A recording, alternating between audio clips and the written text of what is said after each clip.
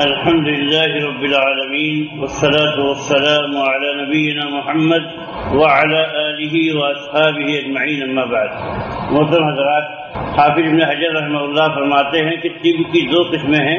ایک تو وہ طب جس کا تعلق دلوں اور ان کے علاج معالجے سے ہے، اور یہ ان دواؤں کے ساتھ یا ان ہدایات کے ساتھ خاص ہے اور حوالے ہے ان چیزوں کے جو اللہ کے رسول صلی اللہ علیہ وسلم اپنے رب سبحانہ و تعالیٰ کی طرف سے لے آئے. اور دوسرے جسمانی طب ہے، جسم کا علاج کرنے والا. ان میں سے کچھ چیزیں تو اللہ کے رسول اللہ صلی اللہ علیہ وسلم سے منقول ہیں، جیسے رقیہ ہے، دعا ہے، اور ان میں سے کچھ چیزیں ایسی ہیں جو حضرت صلی اللہ علیہ وسلم کے علاوہ سے آئی ہیں، اور ان میں سے بیشتر کا تعلق تجربے سے ہے. پھر اس کی بھی دو قسمیں ہیں. ایک تو وہ ہے کہ جس میں فکر و نظر کی احتیاج نہیں ہوتی ہے، بلکہ اللہ تعالیٰ نے حیوانوں تک کو اس کی معرفت عطا کی ہے، ان کی فطرت میں باتیں ڈال دی گئی ہیں، جیسے یہ کہ بھوک اور پیاس کو کیسے دور کیا جائے. یہ ہر جاندار کو اس بات کا پتہ ہے. یہاں تک کہ جو بچہ پیدا ہوتا ہے ماں کے پیٹ سے، اللہ تعالیٰ اس کی رہنمائی ماں کی چھاتی کی طرف کر دیتا ہے. کوئی اس کی رہنمائی کرنے والا نہیں ہوتا ہے، لیکن اللہ تعالیٰ سے انتظام کر دیتا ہے. اور ایک وہ قسم ہے جو فکر و نظر کی محتاج ہے، جیسے یہ کہ کون سی چیز انسان کے بدن کو نقصان پہنچانے والی ہے، جو اس کو اعتدال سے نکال دیتی ہے، تو اس کو دفع کیا جائے. اور اس کا تعلق یا تو حرارت سے ہوتا ہے یا برودت سے ہوتا ہے، گرمی سے تعلق ہے یا سردی سے. اور اس کی زیادہ تر جو ہے معرفت کا تعلق اسباب اور علامتوں کو سمجھنے سے ہے. دوا علاج کا حکم کیا ہے اسلام میں، اس کے سلسلے میں علماء کا اختلاف ہے کہ دوا کرنا جائز ہے اور اس کا ترک کرنا افضل ہے، یا دوا کرنا مستحب ہے یا واجب ہے، اس کا کیا حکم ہے. تو امام احمد رحمۃ اللہ سے پہلی بات معروف ہے، یعنی یہ کہ وہ مباح ہے، اس کا ترک جو ہے افضل ہے. اور مشہور شافعیوں کے نزدیک بھی ہے، اور کہتے ہیں کہ دوسری بات یہ ہے شافعیوں کے نزدیک دوسرا قول کہ وہ مستحب ہے. یہاں تک کہ نووی نے شرح مسلم میں ذکر کیا کہ یہی ان کا مذہب ہے، اور جمہور سلف کا اور عام خلف کا ہی مذہب ہے، اور وزیر ابو مظفر نے اسی کو اختیار کیا ہے. اور امام ابو حنیفہ کا مسلک یہ ہے کہ وہ مؤکد ہے، یہاں تک کہ وہ قریب قریب اس کو وجوب تک پہنچا دیتے ہیں، یعنی یہ علاج کرنا چاہیے، ضروری ہے. اور امام مالک کا مسلک یہ ہے کہ دونوں برابر ہے، چاہے علاج کرے یا چھوڑ دے، اس میں کوئی حرج کی بات نہیں ہے. اگر علاج کرنا چاہتا ہے علاج کر لے، نہیں علاج کرنا چاہتا ہے نہ کرے. شیخ الاسلام امام ابن تیمیہ فرماتے ہیں کہ جمہور ائمہ کے نزدیک علاج کرنا واجب نہیں ہے، اس کو واجب کہا ہے صرف شافعی اور احمد کے اصحاب میں سے تھوڑے لوگوں نے. لیکن حقیقت یہ ہے کہ دلائل کو جمع کرنے سے جو بات واضح ہوتی ہے واللہ اعلم وہ یہ ہے کہ بیماریوں سے علاج کرنے میں بھی وہی پانچوں احکام تکلیفیہ لاحق ہوتے ہیں جو عام معاملات میں ہوتے ہیں. یہ کہ علاج کرنا واجب ہے جب ہلاکت اور کسی عضو کے تلف ہو جانے کا خوف ہو اور شفا کی کامل امید ہو، تو ایسی صورت میں علاج کرنا واجب ہو جاتا ہے. مثال کے طور پر کوئی آدمی پاگل ہو گیا ہے، اگر اس کا علاج نہیں کرایا جاتا ہے تو خودکشی کر لے گا یا کسی اور کو مار ڈالے گا. تو ویسے آدمی کا علاج کرانا واجب لازم ہے. جو لوگ اس کے اولیاء ہیں اگر علاج نہیں کرائیں گے تو گنہگار ہوں گے.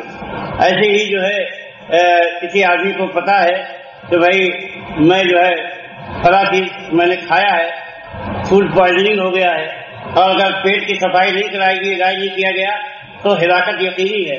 ایسی صورت میں کیا ہے، اس کا علاج کرنا واجب ہے. ایسی بہت ساری مثالیں ہیں کہ جس میں مان لیجیے کہیں زخم ہو گیا ہے اور وہ زخم جو ہے بڑھتا ہوا آگے تک پہنچ جائے گا، آدمی ختم ہو جائے گا، تو چھوٹا سا عضو کاٹ دینے سے اس کو شفا مل جائے گی. تو اس صورت میں وہ علاج کرنا واجب ہو جاتا ہے. اس طرح کی بہت ساری صورتیں ہیں. اور دوسری صورت کیا ہے کہ علاج کرنا مستحب ہے جب بیماری کے دور ہو جانے، شفا کے متحقق ہونے کا جو ہے گمان غالب ہو، یعنی یقین بھلے نہ ہو لیکن زیادہ گمان ہو کہ شفا مل جائے گی. جیسے مان لیجیے ہارٹ وغیرہ کے مریض ہوتے ہیں، وہ اگر علاج کرا لیتے ہیں تو امید رہتی ہے کہ شفا مل جائے، یا مان لیجیے سرجری وغیرہ کرا دیا، یہ امید ہوتی ہے کہ فائدہ ہو جائے گا. بلکہ زیادہ غالب گمان یہ ہوتا ہے تو اس طرح سے مستحب ہے علاج کرنا۔ اور بہت سارے امراض میں جس میں نہ ہلاکت کا خوف ہوتا ہے نہ کسی عضو کے تلف ہو جانے کا خوف ہوتا ہے، تو اس میں جائز ہے، اگر آدمی کرتا ہے تو بھی ٹھیک ہے، نہیں کرتا تو بھی ٹھیک ہے۔ اور ایک علاج کیا ہے، مکروہ ہوتا ہے، وہ مکروہ علاج جیسے وہ داغنے کا علاج کروانا، یا اسی طریقے سے جو ہے حدیث میں جیسا کہ آیا ہے کہ دوسرے سے رقیہ طلب کرنا کہ مجھ کو دم کر دو، تو یہ بھی جو ہے کیا ہے کراہت کے زمرے میں علماء نے داخل کیا ہے، کیونکہ اس سلسلے میں جو ہے صحیح حدیثیں آئی ہیں کہ من اجتوى او استرقى فقد بری من التوکل، کہ جس نے جو ہے دغوایا یا رقیہ طلب کیا تو توکل سے بری ہو گیا، توکل سے بری ہو گیا۔ تو اس طرح کی حدیثوں کو نظر میں رکھتے ہوئے علماء نے اس کو بھی جو ہے کراہت کے زمرے میں رکھا ہے۔ اور حرام ہے دوا کرنا، علاج کرنا کن چیزوں سے، مثلا شراب سے، نشہ آور چیزوں سے، اور ایسے ہی جادو سے۔ بعض لوگ یہ کہتے ہیں کہ بھائی فلاں جادو کر دیا، اس کا علاج یہی ہے کہ جادوگر ہی اس کا علاج کر سکتا ہے، اور وہ اس بات کی اجازت دیتے ہیں کہ اگر کسی پہ جادو ہو گیا تو جادوگر کے پاس چلا جائے اور اتروا لے، حالانکہ چیز حرام و ناجائز ہے اور جو ہے شرک اور کفر کے زمرے میں آتی ہے، اس سے جو ہے علاج کرانا جائز نہیں ہے کہ کوئی آدمی کسی جادوگر سے علاج کرانے جائے۔ اور سب سے نفع بخش دوا دعا ہے، دعا سے نفع بخش دوا کوئی نہیں ہے۔ اللہ تعالیٰ فرماتا ہے اَمَّن يُجِيبُ الْمُضْطَرَّ إِذَا دَعَاهُ وَيَكْشِفُ السُّوءَ وَيَجْعَلُكُمْ خُلَفَاءَ الْأَرْضِ أَإِلَٰهٌ مَّعَ اللَّهِ قَلِيلًا مَّا تَذَكَّرُونَ، کہ کون ہے جو پریشان حال کی دعا کو جب وہ پکارے اللہ کو تو قبول کرتا ہے اور اس کی تکلیف کو دور کر دیتا ہے اور تمہیں زمین کا خلیفہ بناتا ہے؟ کیا اللہ کے ساتھ کوئی اور ہے؟ تم بہت کم نصیحت پکڑتے ہو۔ ایسے فرمایا کہ قال ربکم ادعونی استجب لکم ان الذین یستکبرون عن عبادتی سیدخلون جہنم داخرین، کہ تمہارے رب نے کہا کہ مجھے پکارو، میں تمہاری پکار سنوں گا، یقیناً جو لوگ میری عبادت سے کبر کرتے ہیں، مجھ سے مانگنے سے کبر کرتے ہیں، وہ جہنم میں آدھے منہ داخل کر دیے جائیں گے۔ اور فرمایا اذا سألك عبادی عنی فإنی قریب اجیب دعوت الداعی اذا دعانی فلیستجیبوا لی ولیؤمنوا بی لعلہم یرشدون، کہ جب میرے بندے مجھ سے سوال کرتے ہیں میرے بارے میں تو میں قریب ہوں، دعا پکارنے والے دعا کرنے والے کی دعا سنتا ہوں۔ جب وہ مجھے پکارتا ہے تو انہیں بھی چاہیے کہ میری بات مان لیں اور مجھ پر ایمان لائیں تاکہ انہیں ہدایت ملے۔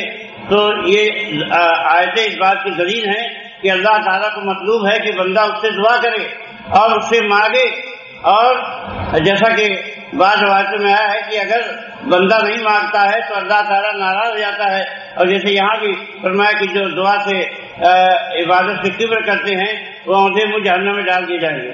تو دعا اللہ تعالیٰ کو بہت پسند ہے اور بندے کی دعا اللہ تعالیٰ سنتا ہے، لیکن دعا کے کچھ آداب اور شرائط ہیں، انشاءاللہ اس پہ جو ہے اگلی نشستوں میں گفتگو کی جائے گی۔ اقول قولی ھذا واستغفر اللہ لی ولکم ولسائر المسلمین من کل ذنب، صلی اللہ تعالی علیہ وسلم۔